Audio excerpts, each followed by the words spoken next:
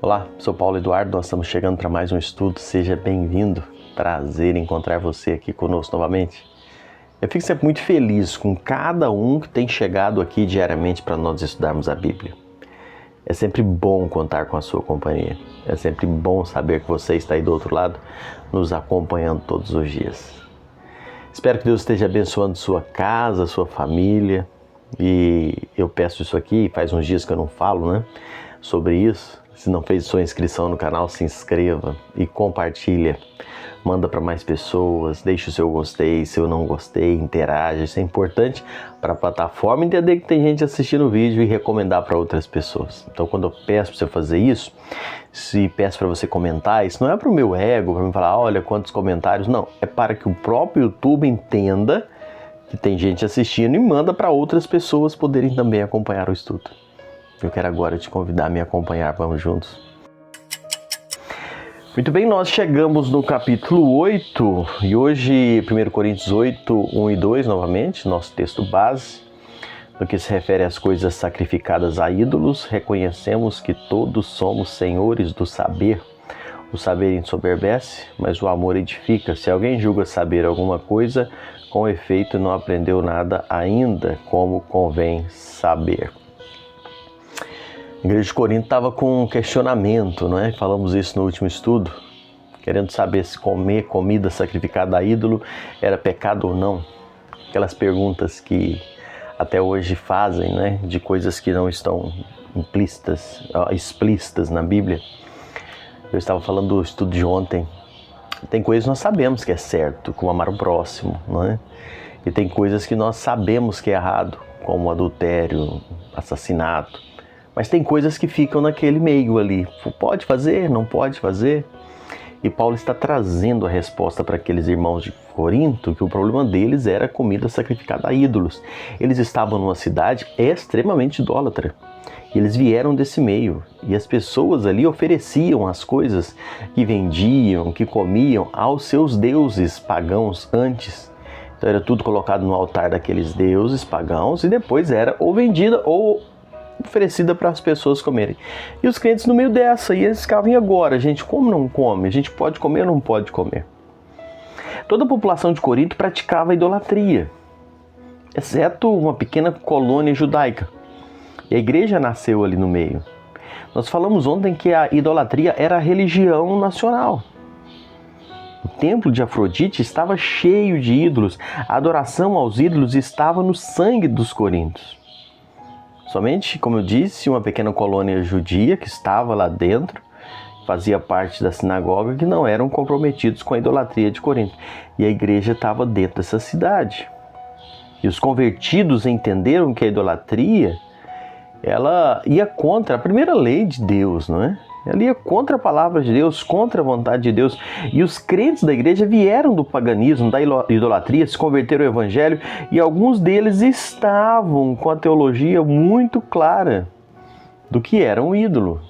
Olha o versículo 4, aqui do capítulo 8. No tocante à comida sacrificada a ídolos, sabemos que o ídolo de si mesmo, nada é no mundo. E que não há senão um só Deus. Os convertidos da igreja de Corinto tinham clareza de que o ídolo não era nada. Era simplesmente um barro, ou pedra, madeira, gesso, nada além disso. A resposta de Paulo eu vou ler novamente para você entender. Olha o que Paulo fala. No tocante à comida sacrificada a ídolos, sabemos que o ídolo de si mesmo, agora ele vai falando assim, nada é no mundo, porque só tem um Deus. Então Paulo está dizendo, olha, uma comida sacrificada a um ídolo não é nada, porque aquilo ali não é nada. Então aquilo ali é simplesmente um pedaço de pedra, madeira, gesso. O ídolo não tem vida em si. A teologia deles estava correta, mas os aspectos sociais da idolatria traziam problemas. E nem sempre era fácil para eles separar essa questão religiosa da vida social ou cultural. Então eles precisavam aprender a lidar com essa situação. Eles precisavam aprender a lidar com aquele ambiente de idolatria, de não se prostrarem de não alimentarem a idolatria dele e nem dos outros, que eles estavam cercados ali. Porque eles sabiam que aquele ídolo ali não era nada, porque só há um Deus. Mas como se portar ali na frente? Você vai se curvar? Porque não é nada. Se você se envolve, você acaba incentivando a idolatria ou apoiando a idolatria, que você não faz parte daquilo mais.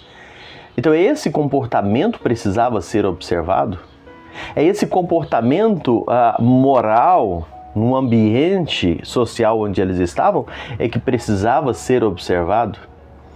E é isso que eu estava dizendo no nosso último estudo, e eu quero terminar hoje trazendo esse pensamento para nós. Nós precisamos entender que o Senhor nos diz que somente devemos adorar a Ele. Mas não que aquela comida que foi sacrificada, oferecida a um ídolo, aquilo vai te fazer mal se você comer. A questão está em você não participar na mesa da idolatria. A questão está em você não se prostrar diante daquela imagem que está sendo sacrificada ali. Mas também não é você toda hora que for comer alguma coisa sair perguntando, não é? Foi sacrificado a ídolo ou não? Não é? Mas lembra bem, esses ídolos, a própria palavra de Deus diz aqui no 4, não é nada no mundo. Não é nada no mundo. A idolatria para eles tinha raízes muito fortes. E eles precisavam aprender a separar a questão religiosa, social e cultural. E hoje nós vivemos num mundo onde muitas vezes nós somos questionados sobre o nosso comportamento diante de situações ainda nesses mesmos aspectos da religiosidade, da vida social e da vida cultural. E o meu testemunho precisa passar por aí com muito zelo e com muita sabedoria. Tem muitos momentos que nós somos colocados em xeque. Isso é idolatria ou isso é apenas uma tradição cultural? Aonde que isso entra? E é aí que a direção do Espírito, a instrução do Senhor, ela vai nos saber fazer portar. Eu preciso prezar pelo meu testemunho para não servir de escândalo. Mas eu preciso saber até onde eu posso ir e como eu vou entender e discernir isso. Através da comunhão com Deus, da direção do Espírito Santo, através de entender o que o Senhor de fato quer para mim. E o Senhor fala ao nosso coração, e o Espírito dirige as nossas vidas. Então eu preciso ter muita sabedoria. E é por isso que a Bíblia me chama a viver uma vida em comunhão com Deus, a viver uma vida de oração. Existem lugares que você vai perceber, você vai sentir que não convém você estar ali. Sabe, às vezes pode parecer algo simples, mas tem envolvido uma idolatria. E tem lugares que às vezes alguém diz, não pode participar disso. Mas você vai entender também claramente por Deus que aquilo não faz nada. Aquilo ali é uma vida social, é algo cultural, não vai impedir ou atrapalhar a sua comunhão com Deus.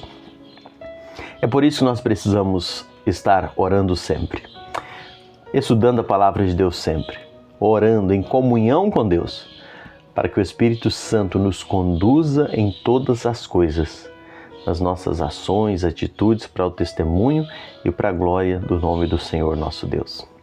A gente vai seguir falando sobre isso de forma mais clara e mais detalhada. A gente está estudando um pouco do contexto local aqui de Corinto para a gente poder detalhar isso nos próximos dias. Deus te abençoe. Até o próximo encontro.